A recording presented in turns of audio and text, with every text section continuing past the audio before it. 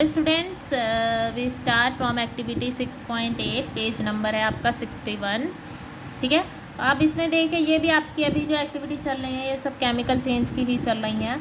Take about a teaspoonful of vinegar in a test tube. इसमें आपको एक चम्मच विनेगर लेना है किसी टेस्ट ट्यूब के अंदर, और उसमें एक पिंच मतलब एक चुटकी बेकिंग सोडा डालना है।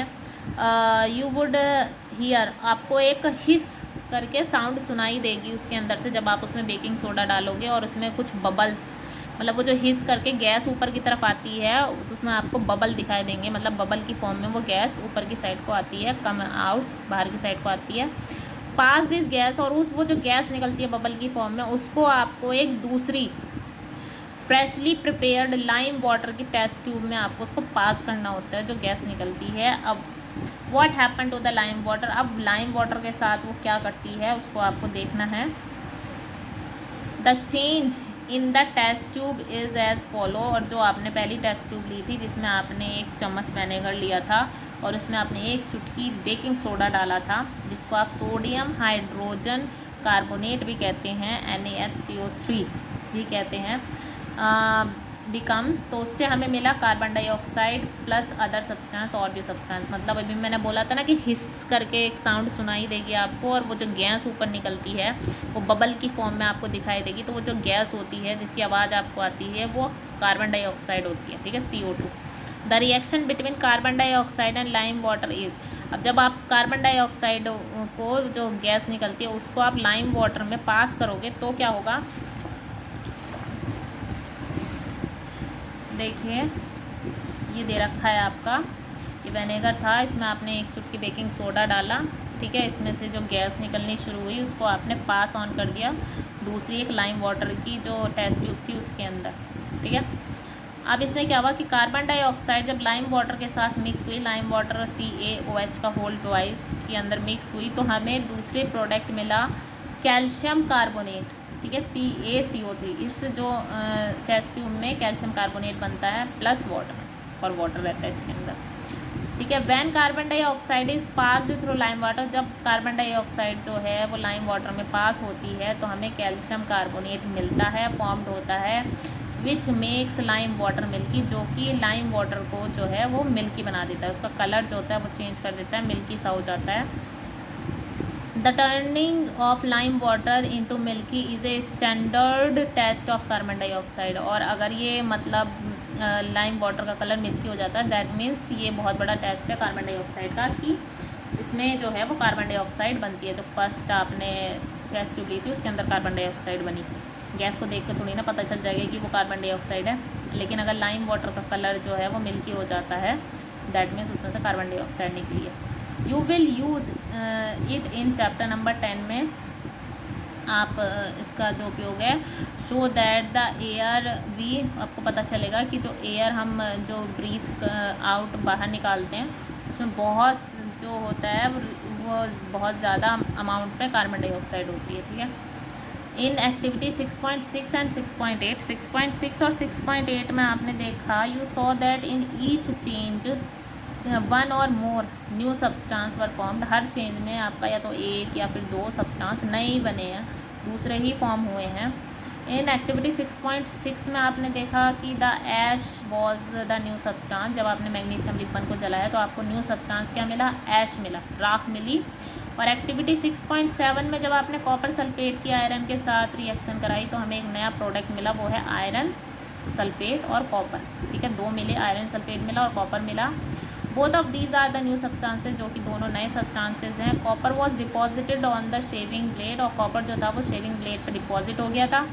इन एक्टिविटी 6.8 की जो एक्टिविटी थी तो उसमें आपने विनेगर में बेकिंग सोडा डाला दोनों को एक साथ, तो उसमें कार्बन डाइऑक्साइड मिला, और जब इस कार्बन डाइऑक्साइड मिला जो कि क्या कर देती है, लाइम वाटर का को मिल्की बना देती है, मतलब उसका कलर चेंज हो जाता है, मिल्की कलर में कन्वर्ट कर देती है।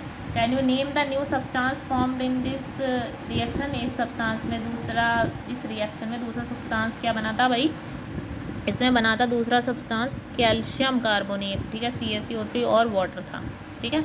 अब इसमें आगे दे रखा है, it change in which one or more new substance are formed, देखिए इसमें इसकी डेफिनेशन दे रखी है, एक ऐसा चेंज जिसमें एक या एक से अधिक नए सब्सटेंस बनते हैं उसको आप केमिकल चेंज बोलते हैं। ठीक है, आगे समझ में। और ये रिवर्सेबल नहीं होते हैं, ये परमानेंट होते हैं। हाँ जी, ठीक है। अब देखिए नीचे दे रखा है, केमिकल चेंज को आप केमिकल रिएक्शन भी बोल सकते हो।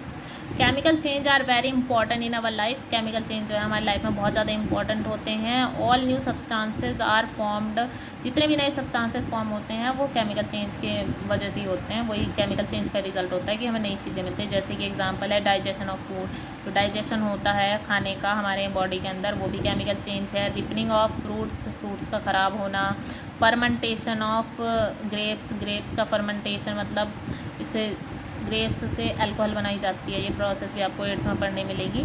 Happen due to the series of chemical change, ये सारी चीज़ें जो केमिकल चेंज की वजह से होती हैं। ये medicine is the end product of the change, जो मेडिसन बनती है, दवाइयाँ जो हम खाते हैं वो भी केमिकल रिएक्शंस का ही रिजल्ट होती है, मतलब केमिकल रिएक्शन कराई जाती हैं तभी बाद में हम मिलकर मेडिसन मिलती है।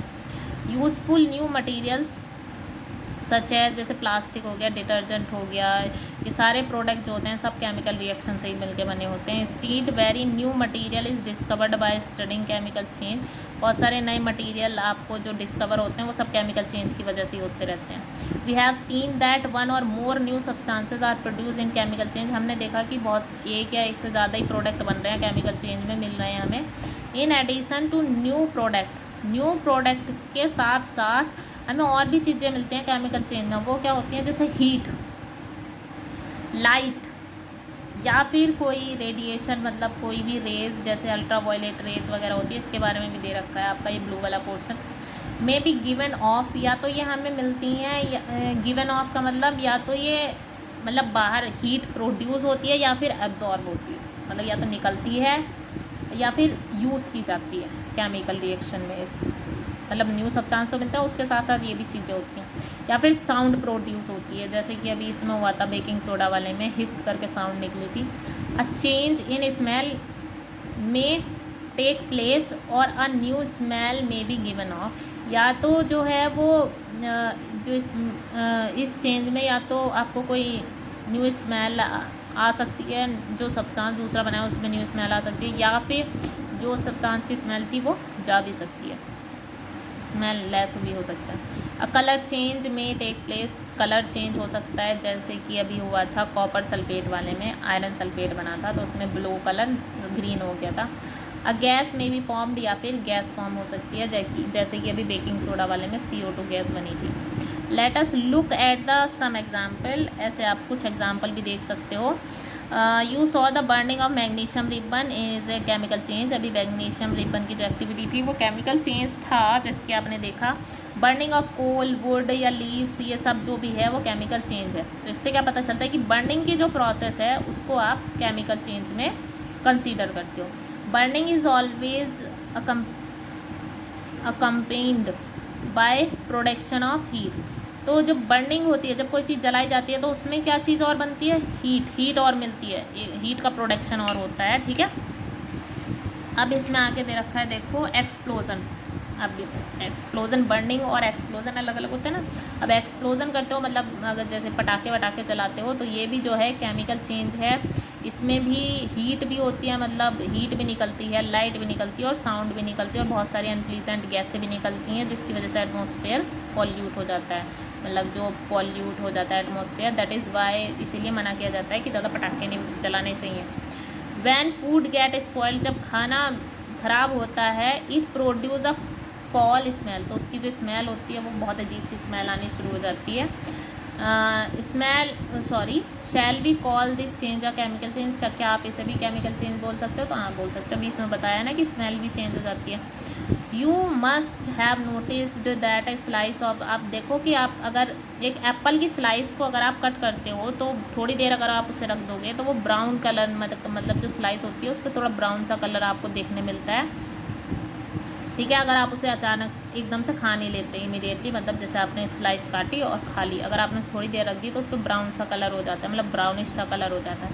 If you have not seen this change in colour cut the, अगर आपने ये कलर चेंज नहीं देखा तो आप कर भी सकते हो कि आप एक एप्पल की एक स्लाइस को, मतलब एक फाँक काटो और उसको थोड़े टाइम के लिए रख दो। ठीक है, और repeat the same activity with the ये एक्टिविटी आप पटैटो के साथ भी कर सकते हो, मतलब आलू काट के भी थोड़ी देर के लिए रख सकते हो या फिर बैंगन काट के भी रख सकते हो।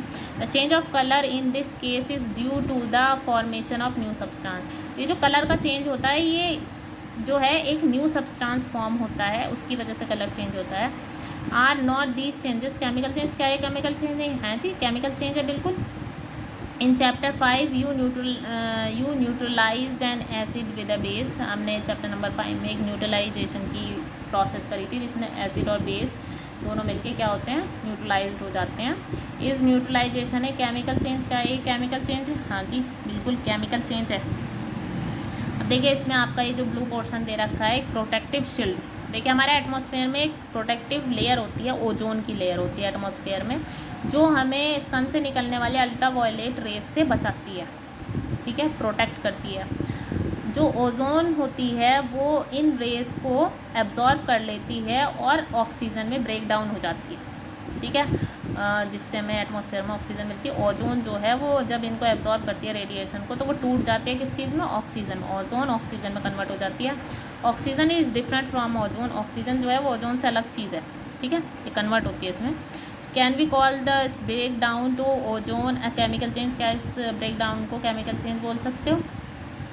If ultraviolet radiation were not absorbed by ozone, अगर ये अल्ट्रावायलेट रेज जो हैं रेडिएशन वो ओजोन के द्वारा एब्जॉर्ब ना करी जाएँ तो ये डायरेक्टली अर्थ पे आएंगी, जो कि बहुत ज़्यादा हार्मफुल हैं हमारे लिए, ठीक है, बहुत ज़्यादा हार्मफुल है। एंड अदर लाइफ फॉर्म्स, और भी जो ऑर्गेनिज्म हैं उनके लिए भी हार्मफुल है।